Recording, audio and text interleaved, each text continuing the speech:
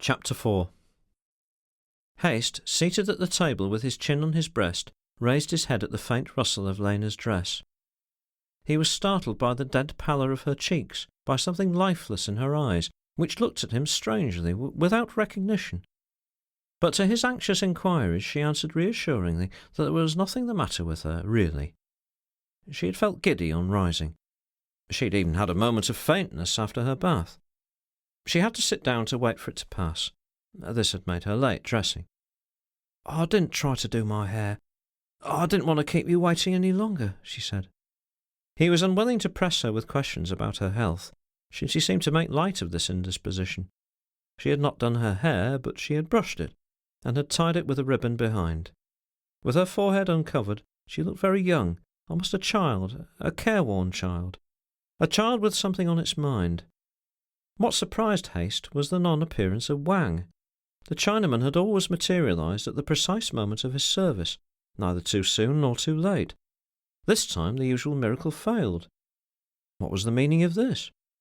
Haste raised his voice, a thing he disliked doing. It was promptly answered from the compound. "Ada Tuan!"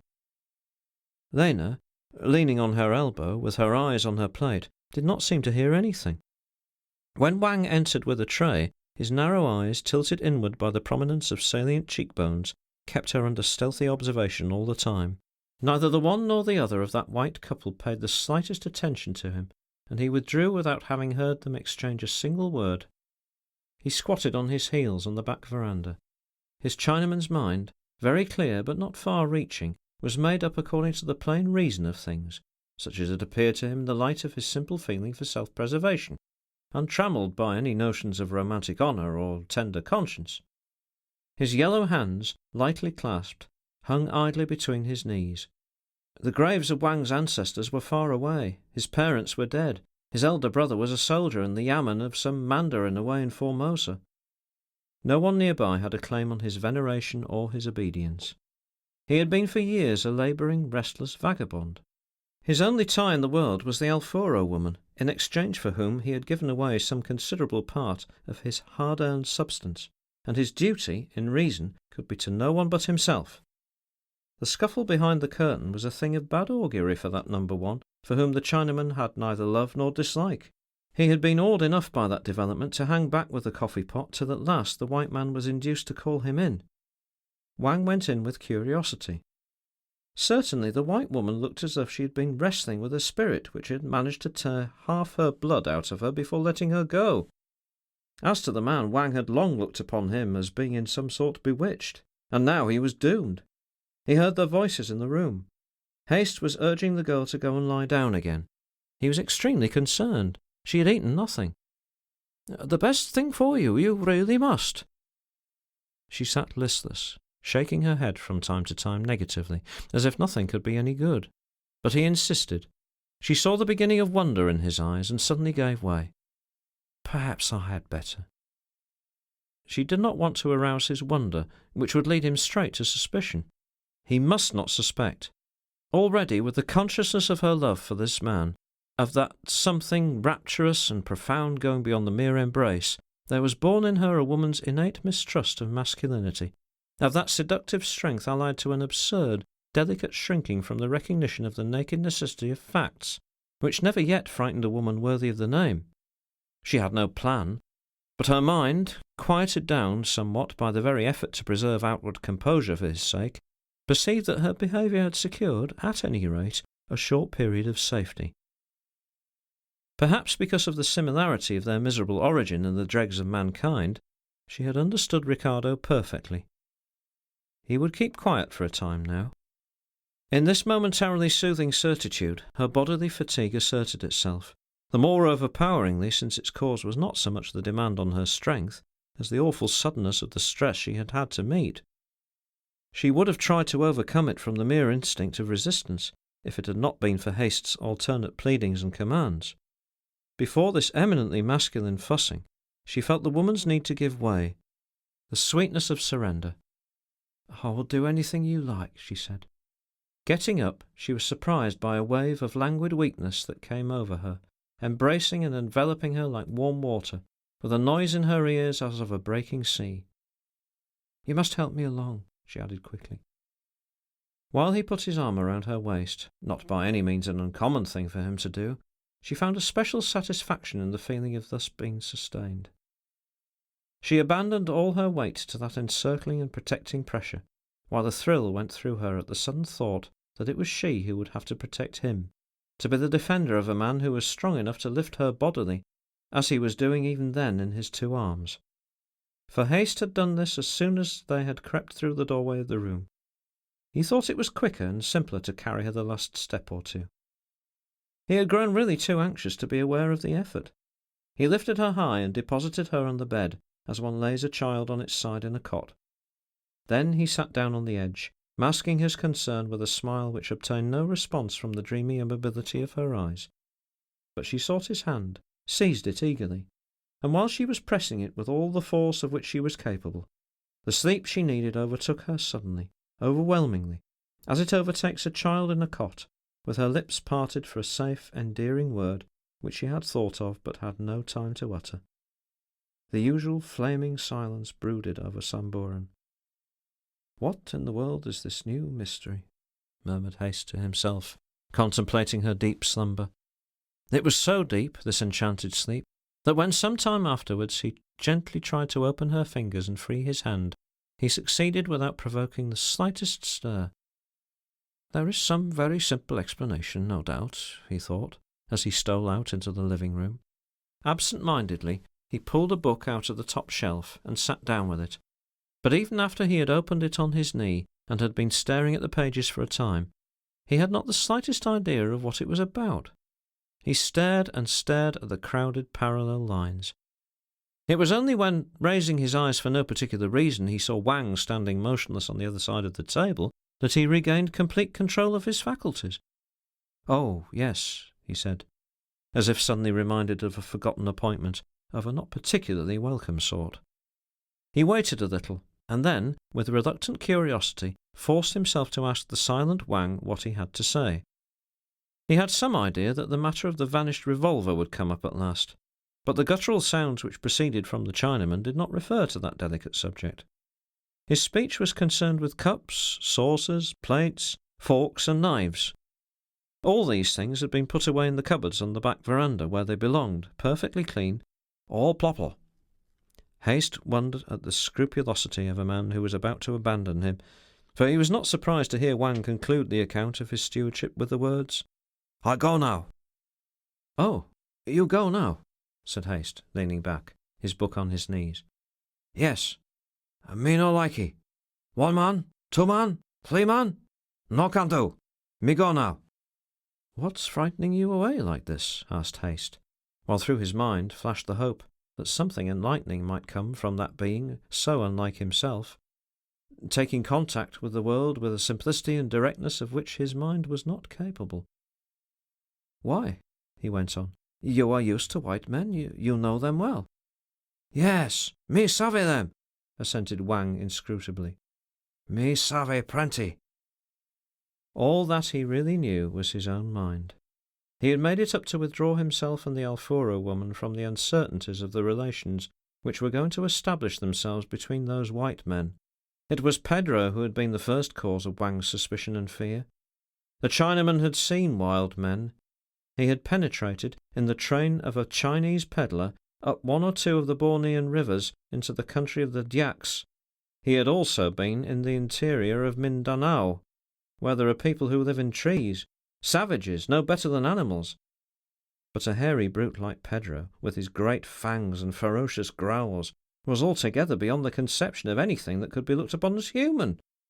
The strong impression made on him by Pedro was the prime inducement which had led Wang to purloin the revolver. Reflection on the general situation, and on the insecurity of number 1, came later, after he had obtained possession of the revolver and of the box of cartridges out of the table drawer in the living-room.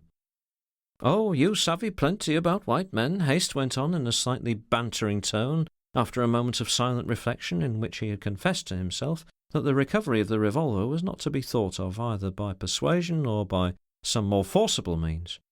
"You speak in that fashion, but you are frightened of those white men over there." "Me not frightened," protested Wang raucously, throwing up his head, which gave to his throat a more strained, anxious appearance than ever. "Me no likey," he added in a quieter tone. "Me very sick." He put his hand over the region under his breastbone. "That," said Haste, serenely positive, "belong one piecey lie. That isn't proper man talk at all, and after stealing my revolver too." He had suddenly decided to speak about it, because this frankness could not make the situation much worse than it was. He did not suppose for a moment that Wang had the revolver anywhere about his person, and after having thought the matter over, he had arrived at the conclusion that the Chinaman never meant to use the weapon against him. After a slight start, because the direct charge had taken him unawares, Wang tore open the front of his jacket with a convulsive show of indignation. "No hab got! Look see!" he mouthed in pretended anger. He slapped his bare chest violently. He uncovered his very ribs, all astir with the panting of outraged virtue. His smooth stomach heaved with indignation. He started his wide blue breeches flapping about his yellow calves. Haste watched him quietly. "I never said you had it on you now," he observed, without raising his voice, "but the revolver is gone from where I kept it." "Me no sabe revolver," Wang said obstinately. The book lying open on Haste's knee slipped suddenly, and he made a sharp movement to catch it up. Wang was unable to see the reason of this because of the table, and leapt away from what seemed to him a threatening symptom. When Haste looked up, the Chinaman was already at the door facing the room, not frightened but alert. "What's the matter?" asked Haste. Wang nodded his shaven head significantly at the curtain closing the doorway of the bedroom. "Me no likey," he repeated. "What the devil do you mean?" Haste was genuinely amazed. "Don't like what?" Wang pointed a long lemon-coloured finger at the motionless folds. "Two," he said. "To what? I don't understand." "Suppose you savvy. You no like that fashion. Me savvy plenty. Me go now." Haste had risen from his chair, but Wang kept his ground in the doorway for a little longer. His almond-shaped eyes imparted to his face an expression of soft and sentimental melancholy. The muscles of his throat moved visibly while he uttered a distinct and guttural "Goodbye," and vanished from number one's sight. The Chinaman's departure altered the situation. Haste reflected on what would be best to do in view of that fact. For a long time he hesitated. Then, shrugging his shoulders wearily, he walked out on the veranda, down the steps, and continued at a steady gait with a thoughtful meow in the direction of his guest's bungalow. He wanted to make an important communication to them, and he had no other object, least of all to give them the shock of a surprise call. Nevertheless, their brutish henchman not being on watch, it was Haste's fate to startle Mr. Jones and his secretary by his sudden appearance in the doorway. Their conversation must have been very interesting to prevent them from hearing the visitor's approach. In the dim room, the shutters were kept constantly closed against the heat. Haste saw them start apart. It was Mr. Jones who spoke. "Ah, here you are again. Come in, come in." Haste, taking his hat off in the doorway, entered the room. Chapter 5. Waking up suddenly, Lena looked, without raising her head from the pillow, at the room in which she was alone. She got up quickly, as if to counteract the awful sinking of her heart by the vigorous use of her limbs. But this sinking was only momentary.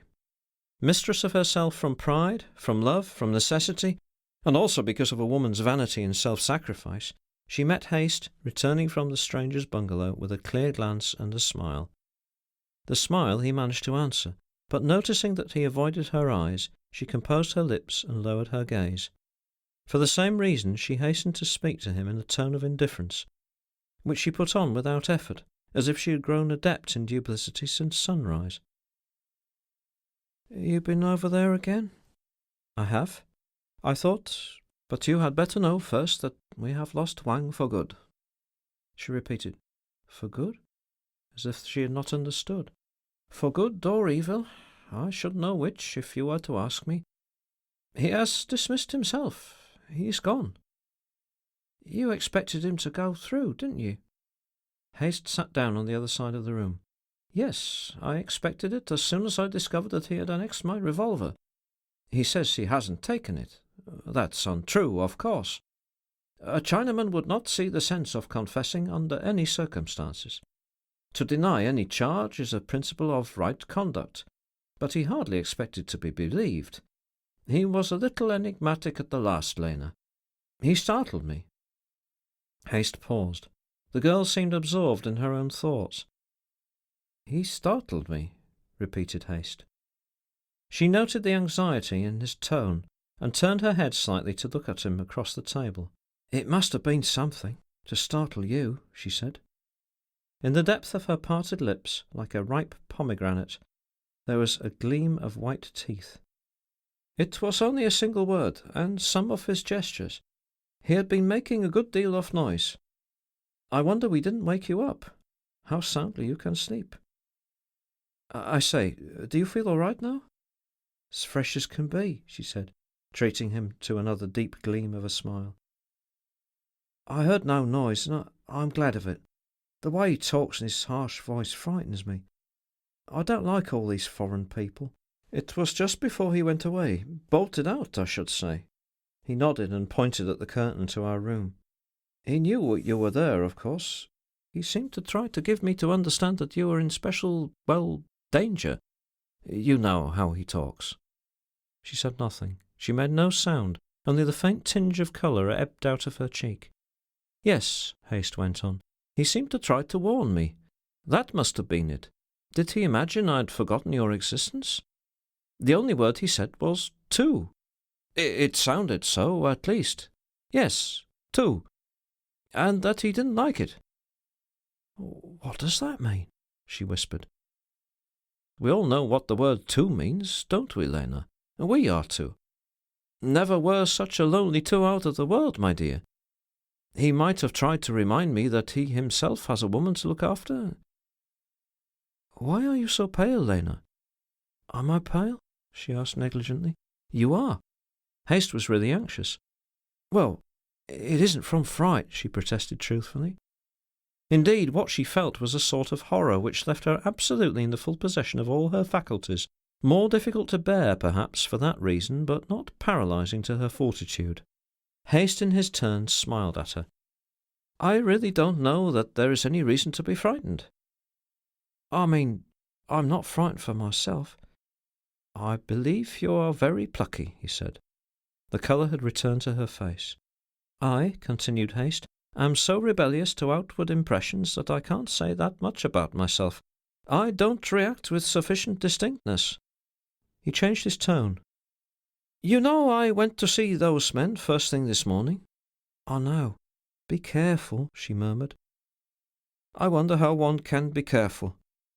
I had a long talk with... but I don't believe you have seen them. One of them is a fantastically thin, long person, apparently ailing. I shouldn't wonder if he really were so. He makes rather a point of it in a mysterious manner. I imagine he must have suffered from tropical fevers, but not so much as he tries to make out. He's what people would call a gentleman. He seemed on the point of volunteering a tale of his adventures, for which I didn't ask him, but remarked that it was a long story, some other time perhaps. 'I suppose you wouldn't like to know who I am?' he asked me. I told him I would leave it to him in a tone which, between gentlemen, could have left no doubt in his mind. He raised himself on his elbow. He was lying down on the camp bed and said, 'I am he who is.'" Lena seemed not to be listening, but when Haste paused, she turned her head quickly to him. He took it for a movement of inquiry, but in this he was wrong.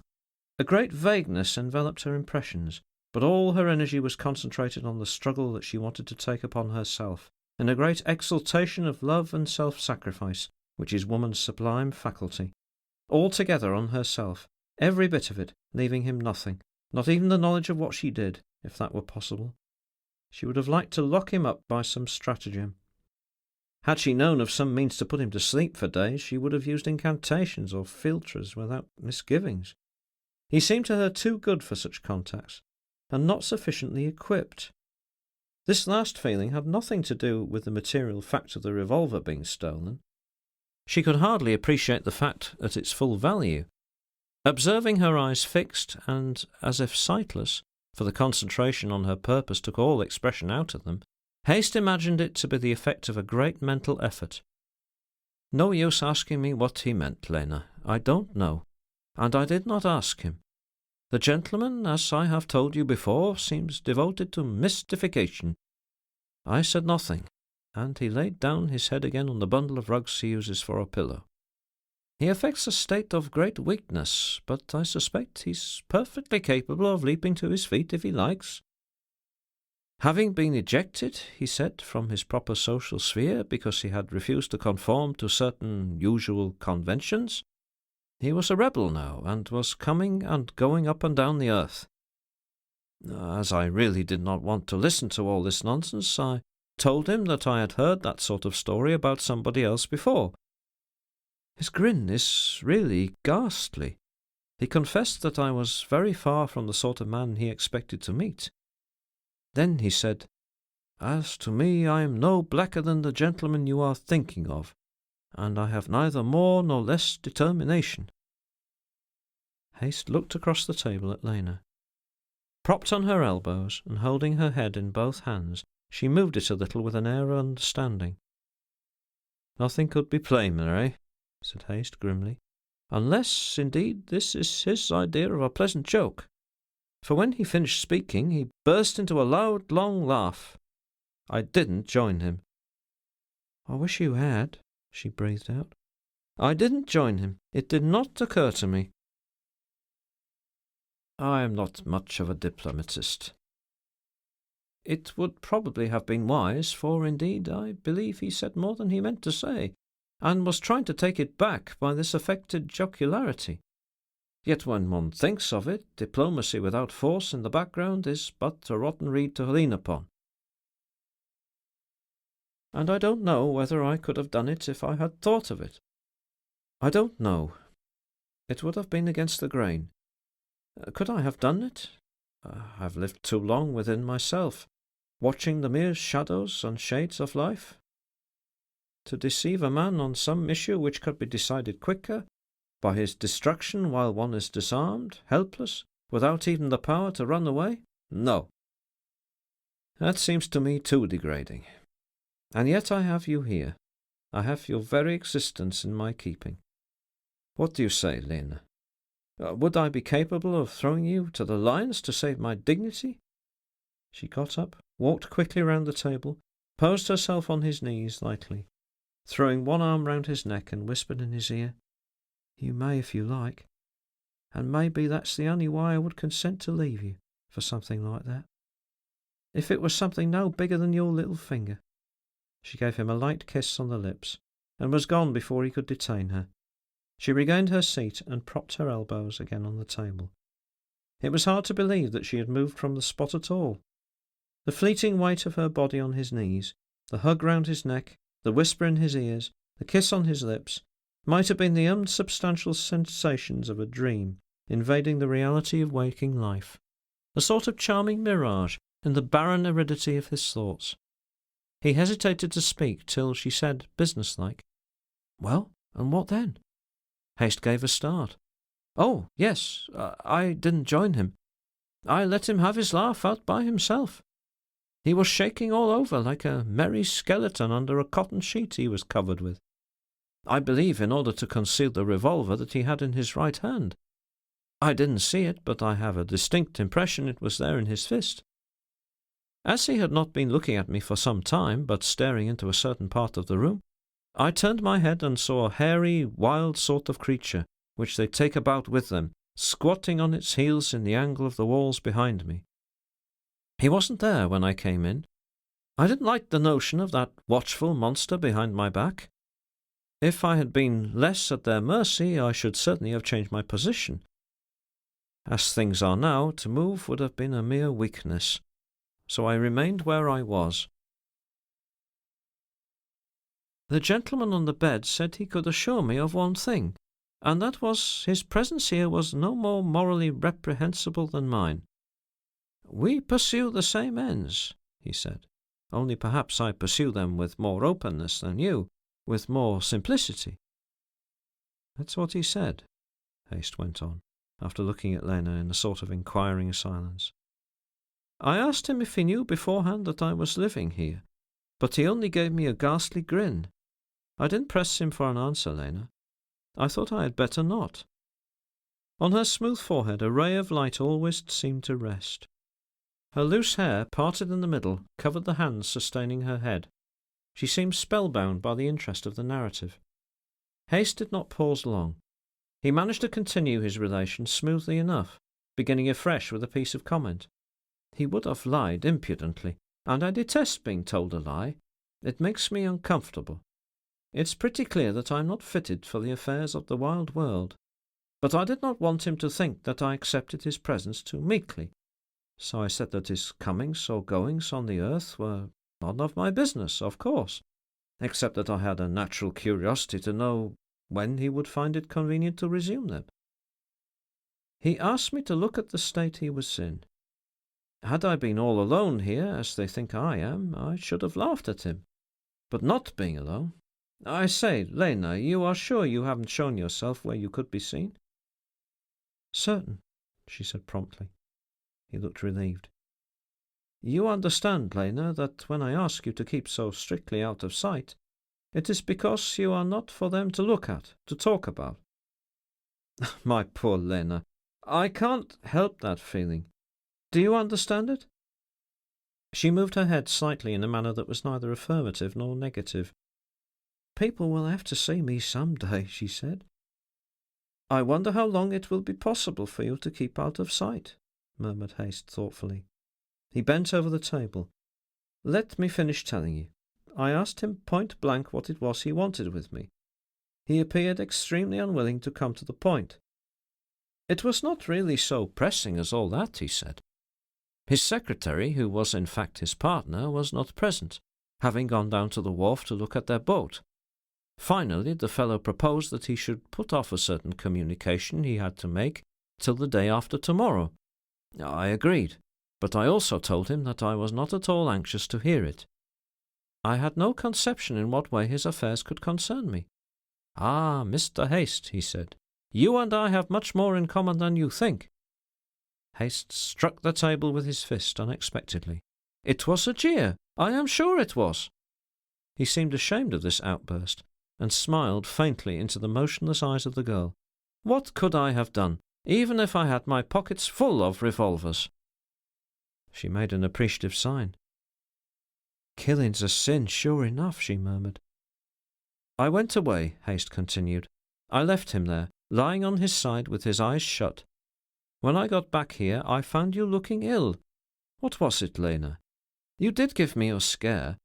Then I had the interview with Wang while you rested. You were sleeping quietly.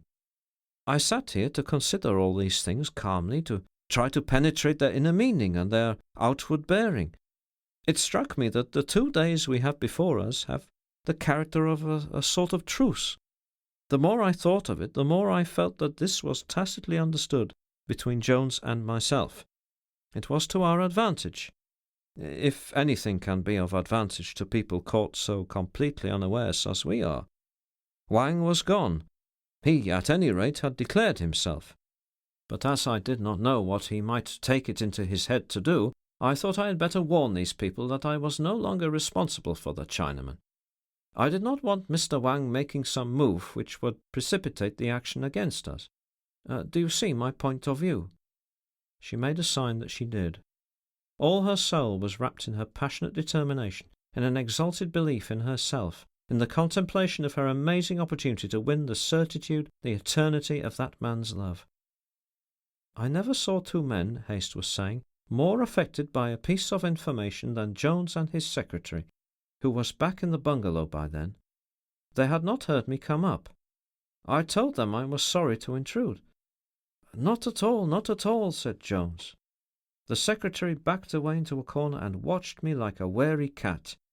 In fact, they were both visibly on their guard.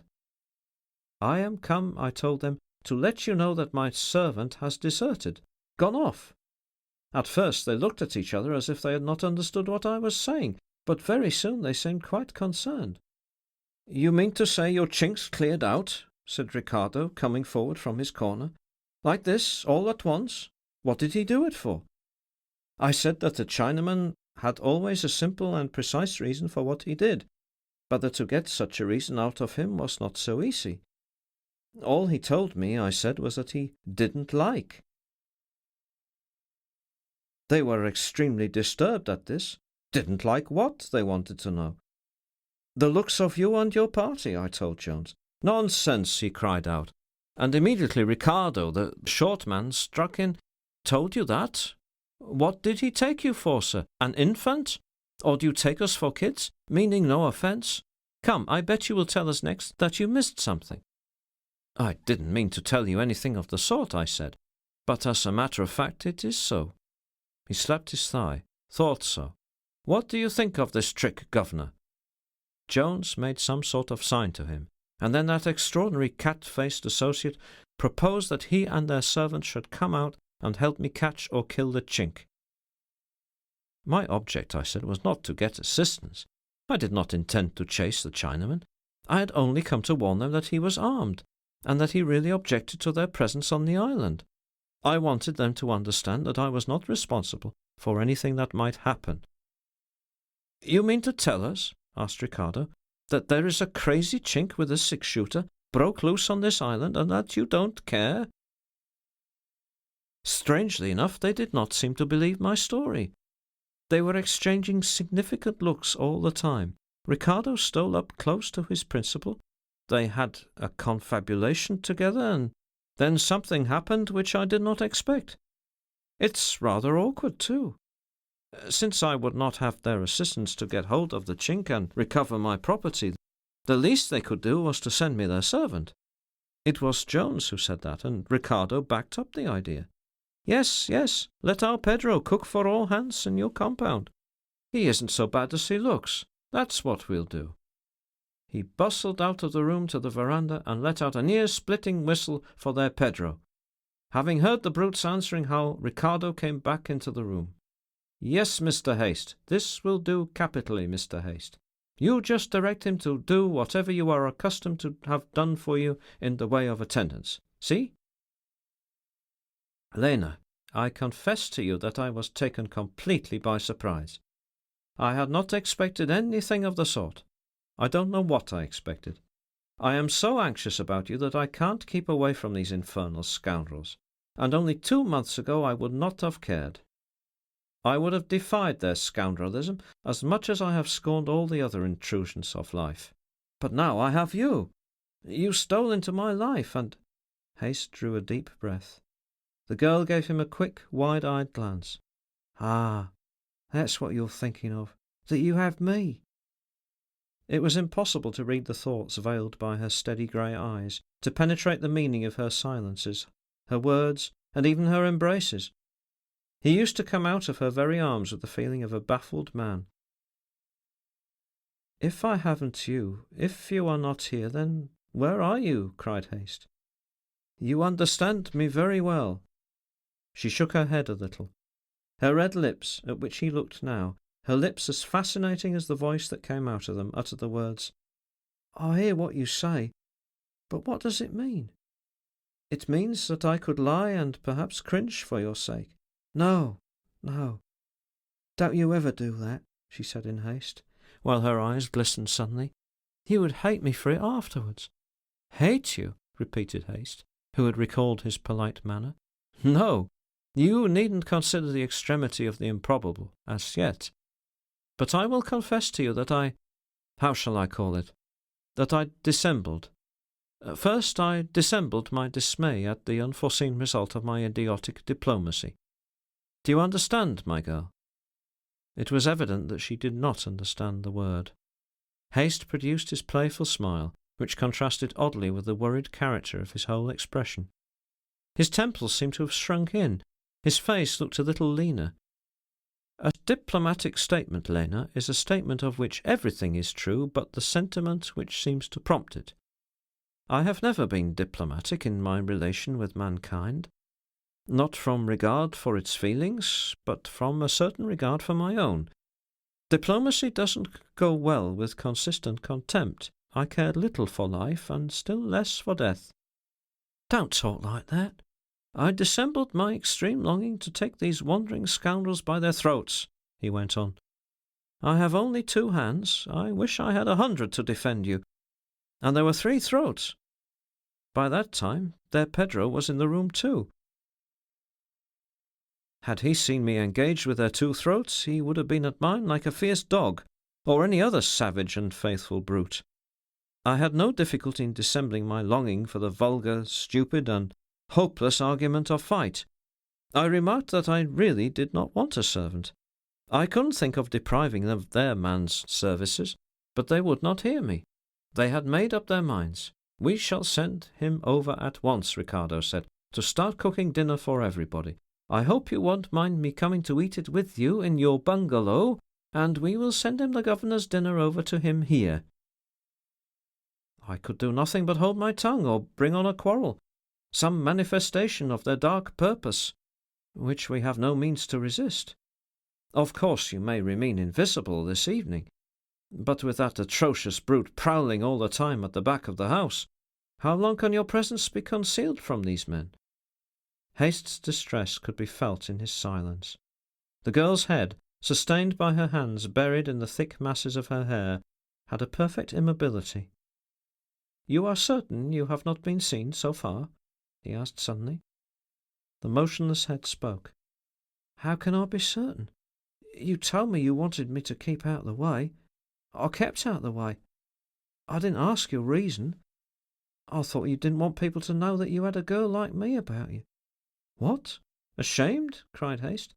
It isn't what's right, perhaps. I mean for you, is it? Haste lifted his hands, reproachfully courteous. I look upon it as so very much right that I couldn't bear the idea of any other than sympathetic, respectful eyes resting on you. I disliked and mistrusted these fellows from the first. Did you understand? Yes. I did keep out of sight, she said. A silence fell. At last Haste stirred slightly. All this is of very little importance now, he said with a sigh. This is a question of something infinitely worse than mere looks and thoughts, however base and contemptible. As I have told you, I met Ricardo's suggestions by silence. As I was turning away, he said, If you happen to have the key of that storeroom of yours on you, Mr. Haste, you may just as well let me have it.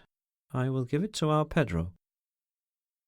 I had it on me, and I tendered it to him without speaking. The hairy creature was at the door by then and caught the key, which Ricardo threw to him, better than any trained ape could have done. I came away. All the time I had been thinking anxiously of you, whom I had left asleep alone here, and apparently ill.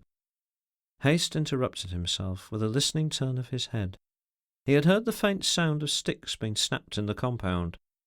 He rose and crossed the room to look out at the back door. And here the creature is, he said, returning to the table. Here he is, already attending to the fire. Oh, my dear Lena. She had followed him with her eyes. She watched him go out at the front veranda cautiously. He lowered stealthily a couple of screens that hung between the column, and remained outside very still, as if interested by something on the open ground. Meantime she had risen in her turn to take a peep into the compound. Haste, glancing over his shoulder, saw her returning to her seat. He beckoned to her, and she continued to move, crossing the shady room, pure and bright in her white dress, her hair loose, with something of a sleepwalker in her unhurried motion, in her extended hand, in the sightless effect of her grey eyes luminous in the half-light. He had never seen such an expression in her face before. It had dreaminess in it, intense attention, and something like sternness. Arrested in the doorway by Haste's extended arm, she seemed to wake up, flushed faintly, and this flush, passing off, carried away with it the strange transfiguring mood. With a courageous gesture she pushed back the heavy masses of her hair. The light clung to her forehead. Her delicate nostrils quivered. Haste seized her arm and whispered excitedly, "Slip out here, quickly. The screens will conceal you. Only you must mind the stair space. They are actually out, I mean the other 2. You had better see them before you—" She made a barely perceptible movement of recoil, checked at once, and stood still. Haste released her arm. "Yes, perhaps I had better," she said with unnatural deliberation, and stepped out on the veranda to stand close by his side. Together, one on each side of the screen, they peeped between the edge of the canvas and the veranda post, entwined with creepers. A great heat ascended from the sun-smitten ground in an ever-rising wave, as if from some secret store of earth's fiery heart, for the sky was growing cooler already, and the sun had declined sufficiently for the shadows of Mr. Jones and his henchmen to be projected towards the bungalow side by side, one infinitely slender, the other short and broad. The two visitors stood still and gazed. To keep up the fiction of his invalidism, Mr. Jones, the gentleman, leaned on the arm of Ricardo, the secretary, the top of whose hat just came up to his governor's shoulder. "Do you see them?" Haste whispered into the girl's ear. "Here they are, the envoys of the outer world. Here they are before you, evil intelligence, instinctive savagery, arm in arm. The brute force is at the back. A trio of fitting envoys, perhaps. But what about the welcome? Suppose I were armed, could I shoot these two down where they stand? Could I?" Without moving her head, the girl felt for Haste's hand, pressed it, and thereafter did not let it go. He continued, bitterly playful. "I don't know. I don't think so. There is a strain in me which lays me under an insensate obligation to avoid even the appearance of murder. I have never pulled a trigger or lifted my hand on a man, even in self-defence." The suddenly tightened grip of her hand checked him. "They are making a move," she murmured. "Can they be thinking of coming here?" Haste wondered anxiously. "No, they aren't coming this way," she said. And there was another pause. "They are going back to their house," she reported finally. After watching them a little longer, she let go Haste's hand and moved away from the screen. He followed her into the room. "You have seen them now," he began. "Think what it was to me to see them land in the dusk. Phantasms from the sea, apparitions, chimeras. And they persist. That's the worst of it. They persist. They have no right to be, but they are. They ought to have aroused my fury. But I have refined everything away by this time. Anger, indignation, scorn itself. Nothing's left but disgust. Since you have told me of that abominable calumny, it has become immense. It extends even to myself." He looked up at her. "But luckily I have you. And if only Wang had not carried off that miserable revolver. Yes, Lena, here we are, we two." She put both her hands on his shoulders and looked straight into his eyes. He returned her penetrating gaze. It baffled him. He could not pierce the grey veil of her eyes, but the sadness of her voice thrilled him profoundly. "You're not reproaching me?" she asked slowly. "Reproach? What a word between us! It could only be myself, but the mention of Wang has given me an idea. I have been not exactly cringing, not exactly lying, but still dissembling. You have been hiding yourself to please me, but still you have been hiding. All this is very dignified. Why shouldn't we try begging now? A noble art. Yes. Lena, we must go out together. I couldn't think of leaving you alone, and I must. Yes, I must speak to Wang. We shall go and seek that man who knows what he wants and how to secure what he wants. We will go at once." "Wait till I put my hair up," she agreed instantly, and vanished behind the curtain. When the curtain had fallen behind her, she turned her head back with an expression of infinite and tender concern for him whom she could never hope to understand, and whom she was afraid she could never satisfy, as if her passion were of a hopelessly lower quality, unable to appease some exalted and delicate desire of his superior soul. In a couple of minutes she reappeared. They left the house by the door of the compound, and passed within 3 feet of the thunderstruck Pedro, without even looking in his direction. He rose from stooping over a fire of sticks, and, balancing himself clumsily, uncovered his enormous fangs in gaping astonishment. Then suddenly he set off rolling on his bandy legs to impart to his masters the astonishing discovery. Chapter 6. As luck would have it, Ricardo was lounging alone on the veranda of the former counting-house. He scented some new development at once, and ran down to meet the trotting, bear-like figure. The deep growling noises it made, though they had only a very remote resemblance to the Spanish language, or indeed to any sort of human speech, were from long practice quite intelligible to Mr. Jones's secretary. Ricardo was rather surprised. He had imagined that the girl would continue to keep out of sight. That line apparently was given up. He did not mistrust her. How could he? Indeed, he could not think of her existence calmly. He tried to keep her image out of his mind, so that he should be able to use its powers with some approach to that coolness which the complex nature of the situation demanded from him, both for his own sake and as the faithful follower of plain Mr. Jones, gentleman. He collected his wits and thought. This was a change of policy, probably on the part of haste. If so, what could it mean? A deep fellow, unless it was her doing. In which case, all right, must be. She would know what she was doing. Before him, Pedro, lifting his feet alternately, swayed to and fro sideways, his usual attitude of expectation. His little red eyes, lost in the mass of hair, were motionless. Ricardo stared into them with calculated contempt, and said in a rough, angry voice, "Woman, course there is. We know that without you." He gave the tame monster a push. "Git! Vamos! Waddle! Get back and cook the dinner! Which way did it go, then?" Pedro extended a huge, hairy forearm to show the direction, and went off on his bandy legs. Advancing a few steps, Ricardo was just in time to see, above some bushes, two white helmets moving side by side in the clearing. They disappeared. Now that he had managed to keep Pedro from informing the governor that there was a woman on the island, he could indulge in speculation as to the movements of these people. His attitude towards Mr. Jones had undergone a spiritual change, of which he himself was not fully aware. That morning, before tiffin, after his escape from the Haste bungalow, completed in such an inspiring way by the recovery of the slipper, Ricardo had made his way to their allotted house, reeling as he ran, his head in a whirl. He was wildly excited by visions of inconceivable promise. He waited to compose himself before he dared to meet the governor.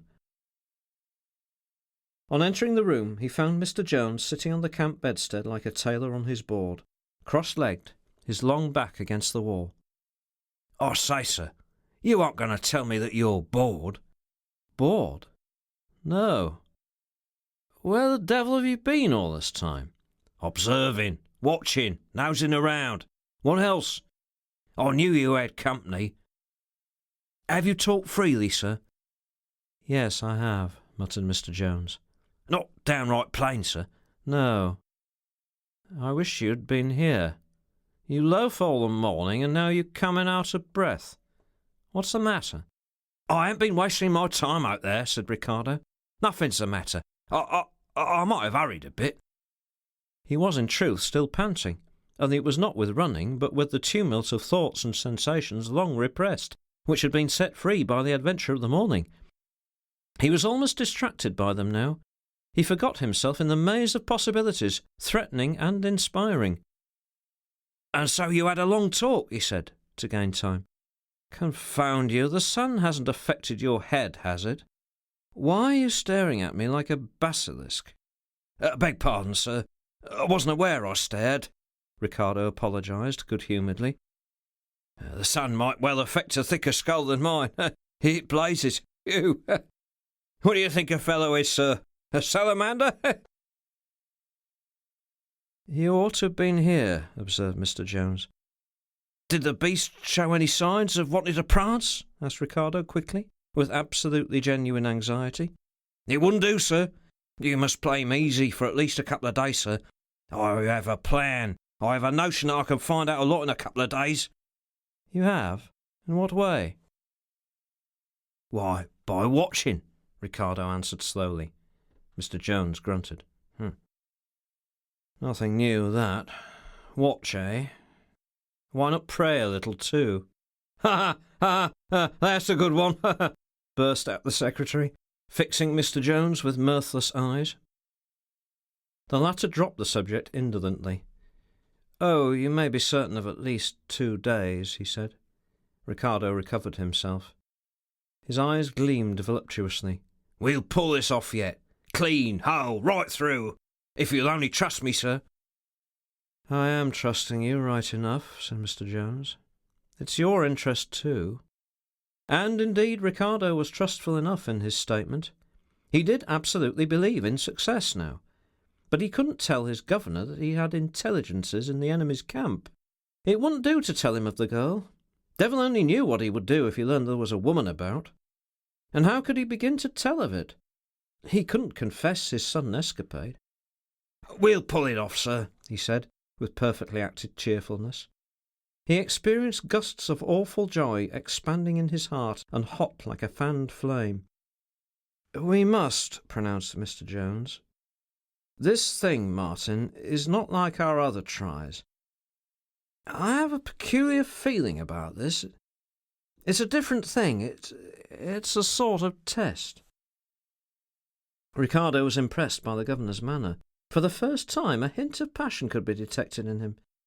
But also a word he used, the word test, had struck him as particularly significant somehow. It was the last word uttered during that morning's conversation. Immediately afterwards Ricardo went out of the room.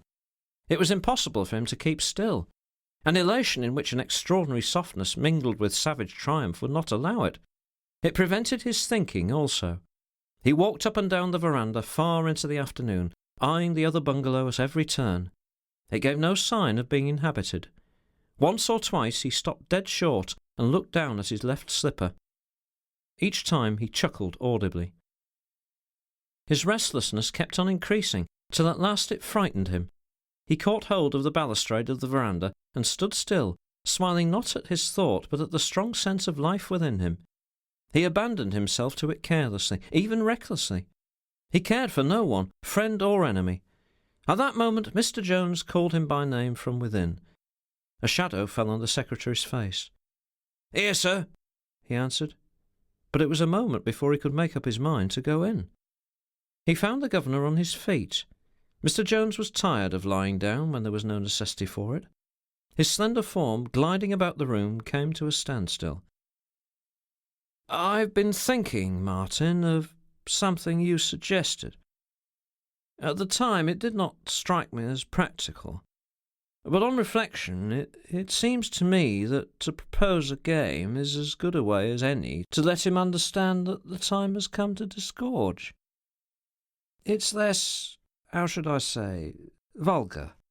He will know what it means. It's not a bad form to give to the business, which in itself is crude, Martin, crude." "Want to spare his feelings?" jeered the secretary, in such a bitter tone that Mr. Jones was really surprised. "Why, it was your own notion, confound you." "Who says it wasn't?" retorted Ricardo sulkily. "But I'm fairly sick of this crawling. Now, get the exact bearings of his swag, and then a rip-up. That's plenty good enough for him." His passions being thoroughly aroused, a thirst for blood was allied in him with a thirst for tenderness. Yes, tenderness. A sort of anxious, melting sensation pervaded and softened his heart when he thought of that girl, one of his own sort. And at the same time jealousy started gnawing at his breast as the image of haste intruded itself on his fierce anticipation of bliss. "The crudeness of your ferocity is positively gross, Martin," Mr. Jones said disdainfully. "You don't even understand my purpose. I mean to have some sport out of him. Just try to imagine the atmosphere of the game, the fellow handling the cards, the agonizing mockery of it. Oh, I shall appreciate this greatly. Yes, let him lose his money instead of being forced to hand it over. You, of course, would shoot him at once, but I shall enjoy the refinement and the jest of it. He's a man of the best society. I've been hounded out of my sphere by people very much like that fellow. How enraged and humiliated he will be! I promise myself some exquisite moments while watching him play." "Aye, and suppose he suddenly starts prancing. He may not appreciate the fun." "I mean you to be present," Mr. Jones remarked calmly. Well, as long as I'm free to plug him or rip him up whenever I think the time has come, you're welcome to your bit of sport, sir. I shan't spoil it. Chapter 7. It was at this precise moment of their conversation that haste had intruded on Mr. Jones and his secretary with his warning about Wang, as he had related to Lena. When he left them, the two looked at each other in wondering silence. Mr. Jones was the first to break it. "I say, Martin." "Yes, sir?" "What does this mean?" "It's some move. Blame me if I can understand." "Too deep for you?" Mr. Jones inquired dryly. "It's nothing but some of his infernal impudence," growled the secretary. "You don't believe all that about the chink, do you, sir? 'Tain't true." "It isn't necessary for it to be true to have a meaning for us. It's the why of his coming to tell us this tale that's important." "You think he made it up to frighten us?" asked Ricardo. Mr. Jones scowled at him thoughtfully. "The man looked worried," he muttered, as if to himself. "Suppose that Chinaman has really stolen his money? The man looked very worried." "Nothing but his artfulness, sir," protested Ricardo earnestly, for the idea was too disconcerting to entertain. "Is it likely that he would have trusted the chink with enough knowledge to make it possible?" he argued warmly. "Why, it's the very thing that he would keep close about. There's something else there." "Aye, but what?" "Ha, ha, ha!" Mr. Jones let out a ghostly, squeaky laugh. "I've never been placed in such a ridiculous position before," he went on, with a sepulchral equanimity of tone. "It's you, Martin, who dragged me into it. However, it's my own fault, too. I ought to... But I was really too bored to use my brain, and yours is not to be trusted. You are a hothead." A blasphemous exclamation of grief escaped from Ricardo. "Not to be trusted, hothead?" Oh, he was almost tearful. "Haven't I heard you, sir, say more than 20 times since we got fired out from Manila that we should want a lot of capital to work the East Coast with? You were always telling me that the prime property, all them officials and Portuguese scallywags, we should have to lose heavily at first. Weren't you always worrying about some means of getting hold of a good lot of cash? It wasn't to be got hold of by allowing yourself to become bored in that rotten Dutch town and playing a twopenny game with confounded beggarly bank clerks and such like. Well, I brought you here, where there is cash to be got, and a big lot to a moral," he added through his set teeth. Silence fell. Each of them was staring into a different corner of the room. Suddenly, with a slight stamp of his foot, Mr. Jones made for the door. Ricardo caught him up outside. "Put an arm through mine, sir," he begged him gently but firmly. "No use giving the game away. An invalid may well come out for a breath of fresh air after the sun's gone down a bit. That's it, sir. But where do you want to go? Why did you come out, sir?" Mr. Jones stopped short. "I hardly know myself," he confessed in a hollow mutter, staring intently at the No. 1 bungalow. "It's quite irrational," he declared in a still lower tone. "Better go in, sir," suggested Ricardo. "What's that? Those screens weren't down before. He's spying from behind them now, I bet, the dodging, artful, plotting beast." "Why not go over and see if we can't get to the bottom of this game?" was the unexpected proposal uttered by Mr. Jones. "He will have to talk to us." Ricardo repressed a start of dismay, but for a moment could not speak. He only pressed the governor's hand to his side instinctively. "No, sir. What could you say? Do you expect to get to the bottom of his lies? How could you make him talk? It isn't time yet to come to grips with that gent. You don't think I would hang back, do you? He's chink, of course. I'll shoot like a dog the moment I catch sight of him. But as for that Mr. Blasted Haste, the time isn't yet. My head's cooler just now than yours. Let's go in again. Why, we're exposed here. Suppose he took it into his head to let off a gun on us. He's an unaccountable, hypocritical skunk." Allowing himself to be persuaded, Mr. Jones returned to his seclusion. The secretary, however, remained on the veranda, for the purpose, he said, of seeing whether that chink wasn't sneaking around, in which case he proposed to take a long shot at the galoot and chance the consequences. His real reason was that he wanted to be alone, Away from the governor's deep-sunk eyes, he felt a sentimental desire to indulge his fancies in solitude. A great change had come over Mr. Ricardo since that morning. A whole side of him, which from prudence, from necessity, from loyalty, had been kept dormant, was aroused now, colouring his thoughts and disturbing his mental poise by the vision of such staggering consequences as, for instance, the possibility of an active conflict with the governor. The appearance of the monstrous Pedro with his news drew Ricardo out of a feeling of dreaminess, wrapped up in a sense of impending trouble. A woman? Yes, there was one, and it made all the difference.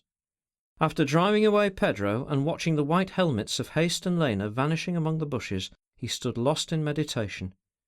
Where could they be off to like this? He mentally asked himself. The answer found by his speculative faculties on their utmost stretch was to meet that chink. For in the desertion of Wang, Ricardo did not believe. It was a lying yarn, the organic part of a dangerous plot. Haste had gone to combine some fresh move. But then Ricardo felt sure that the girl was with him. The girl, full of pluck, full of sense, full of understanding, an ally of his own kind. He went indoors briskly. Mr. Jones had resumed his cross-legged pose at the head of the bed, with his back against the wall. Anything new? No, sir. Ricardo walked about the room as if he had no care in the world. He hummed snatches of song. Mr. Jones raised his waspish eyebrows at the sound. The secretary got down on his knees before an old leather trunk, and, rummaging in there, brought out a small looking-glass. He fell to examining his physiognomy in it with silent absorption. I think I'll shave, he decided, getting up. He gave a sidelong glance to the governor, and repeated it several times during the operation, which did not take long, and even afterwards, when after putting away the implements he resumed his walking, humming more snatches of unknown songs. Mr. Jones preserved a complete immobility, his thin lips compressed, his eyes veiled. His face was like a carving. "So, would you like to try your hand at cards with that skunk, sir?" said Ricardo, stopping suddenly and rubbing his hands. Mr. Jones gave no sign of having heard anything. "Well, why not? Why shouldn't he have the experience? You remember in that Mexican town, what's its name? The robber fellow they caught in the mountains and condemned to be shot. He played cards half the night with the jailer and the sheriff. Well, this fellow's condemned too. He must give you your game. Hang it all, a gentleman ought to have some little relaxation. And you've been uncommonly patient, sir." "You're uncommonly volatile all of a sudden," Mr. Jones remarked in a bored voice. "What's come to you?" The secretary hummed for a while and then said, "I'll try to get him over here for you tonight after dinner. If I ain't here myself, don't you worry, sir. I shall be doing a bit of nosing around, see?" "I see," sneered Mr. Jones languidly. "But what do you expect to see in the dark?" Ricardo made no answer, and after another turn or two slipped out of the room. He no longer felt comfortable alone with the governor.